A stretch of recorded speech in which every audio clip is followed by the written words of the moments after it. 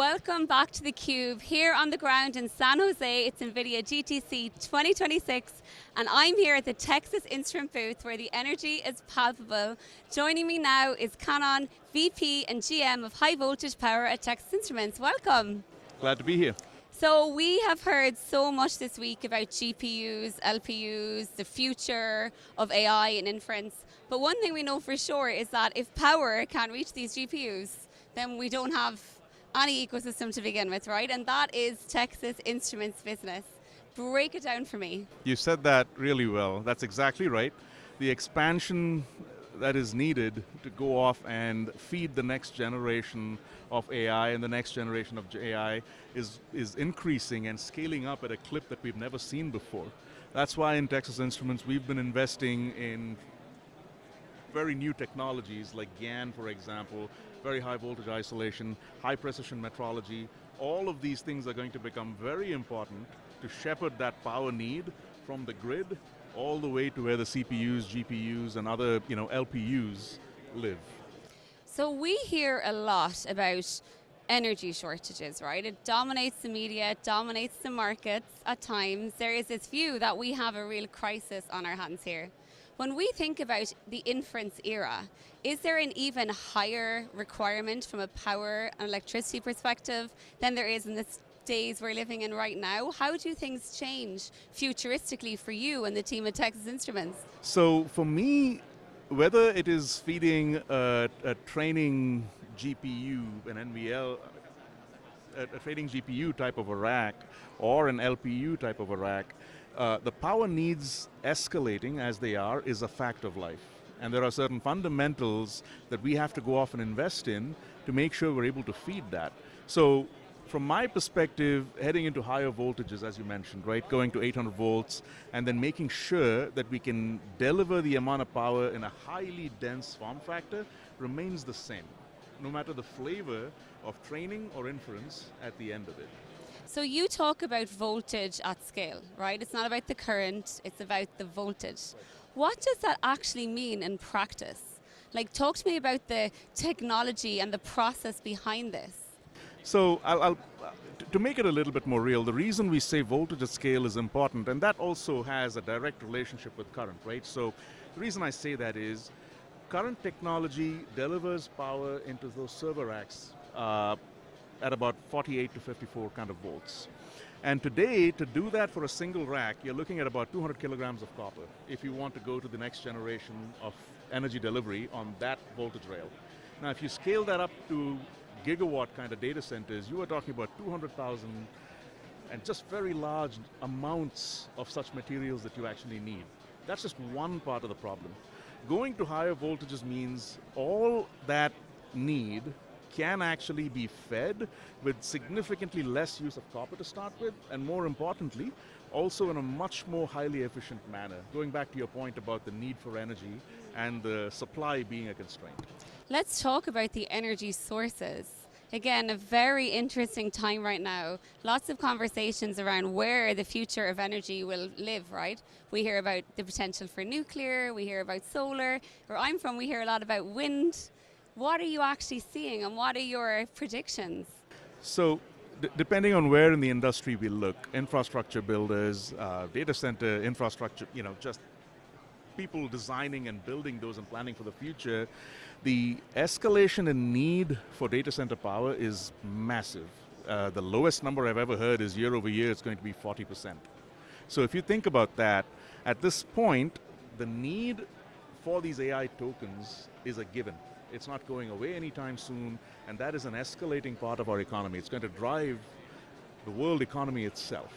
So energy will be pulled from anywhere it can be. That includes existing sources, existing ways of distribution, and completely new sources and completely new ways of distributing it. That includes, like you said, nuclear, it includes wind, it includes what we call renewables, and just about any economically viable path to get energy into a data center will be needed in the future. So we know it's a global problem. We also know there's a lot of pressure here in the US, state by state, to look for solutions for this, right? That meet I guess, citizens' requirements and also meet the demands of commerce, right? What are you seeing from the perspective of your own footprint, your own growth, globally and here in the US? Like, where are you doubling down? So mostly if you look at Texas Instruments as a whole and what we publicly announced at this point, large expansion of capacity to be able to source the materials needed for this expansion in AI data center, for example, are being built out right now. In fact, I believe we are one of the largest investors in analog and power nodes, exactly the kind of silicon you need to supply a GPU with the power it needs. Most of this, we are, I believe, building about 7 new 300 millimeter wafer factories in the US alone, on US soil. And that is going to become a critical part of the infrastructure of the nation itself, if you will. So there is a lot of investment happening right now, and one of the best parts of how we've done it in TI, I mean, you may have heard the saying, when's the best time to plant an oak tree? The answer is 10 years ago, right? Well, the best time to put 300 millimeter capacity in the soil was 10 years ago, and we did it. So it makes me excited to be part of this particular point in time, if you will. We're going to be able to meet that moment with the capacity we're actually building out here in the US.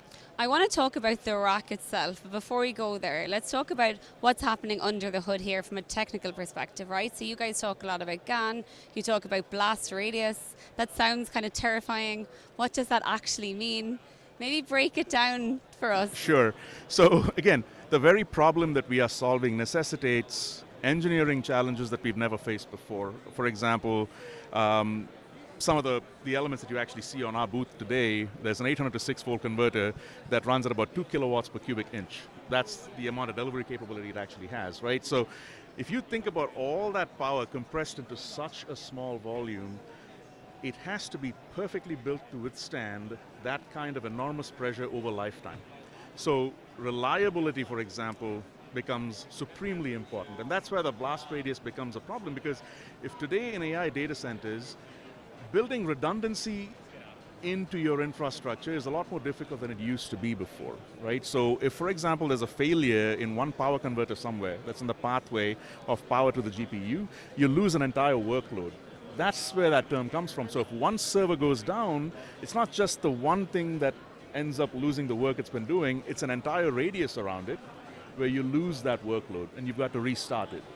And the cost impacts too are massive, right? More so than ever before. Yeah. So the customer expectations are at a zero tolerance level, I'm sure. Absolutely, and the problem of the day is to be able to get that power into these GPUs, but the problem that we're not necessarily talking about as much is once you implement it, it has to be alive and ticking at extreme low levels of failure. And that becomes the engineering problem. That whoever gets that right pretty much wins in this space. And one thing that's unique about your value prop at Texas Instruments is you talk about having very lean, decluttered racks, right? This idea of having power direct, bringing it as close as it can possibly be to where it's needed. Talk to me a little bit about the evolution of that, and where do you go from here? I'll give you a little bit of a history lesson over here, right? So we used to be able to deliver power into the racks on a 12-volt backplane. Okay. That was when power needs were significantly lower. Then it was 48, and that's the state of the current right now. Now it is 800. There's a reason for this. We're not doing that just for performance reasons or even cost reasons. There's an incontrovertible fact that the only way to deliver more and more power into a smaller and smaller volume is to bring higher and higher voltages close to the point of consumption.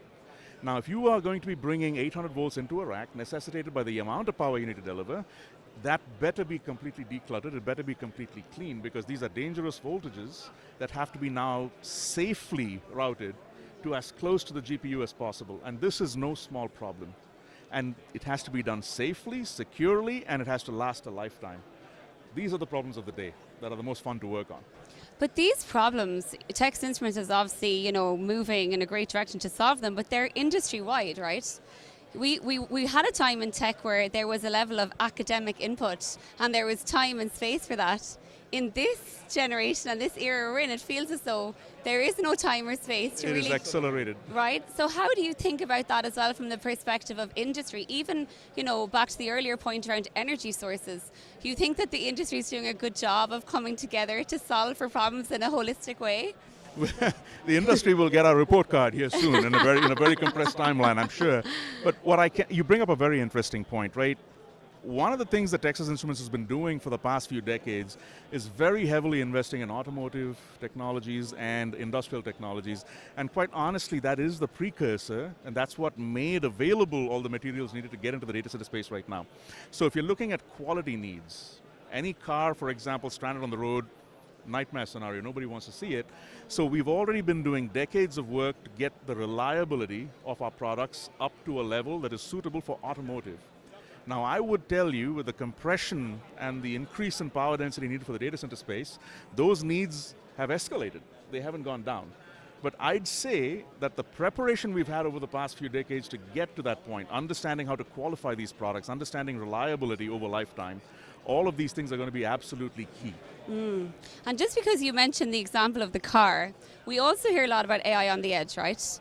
Does the, I guess, unique output or the unique commercial requirement of these GPUs or of these chips in any way impact how you think about it from the perspective of power to the source? Like, is there varied tiers, for example, in terms of what's needed for a GPU versus an LPU versus what the kind of expectations and metrics are? Or is everything just one of the same? So I would actually say, you're right, there are different levels of problems that we need to solve. So power at the edge is going to be a very different problem. There it's going to be about how do you sip the least amount of energy, because in some cases I can imagine there can be energy harvesting elements over there that are supposed to power whatever metrology is happening at the edge, right? Very different problem where now you're squeezing down how little power you can use, versus at the center of it all, you're talking about GPUs and LPUs, and I wouldn't necessarily separate the two, there are differences, but here it's all about massive power consumption, massive power density, and the ability to cool all that.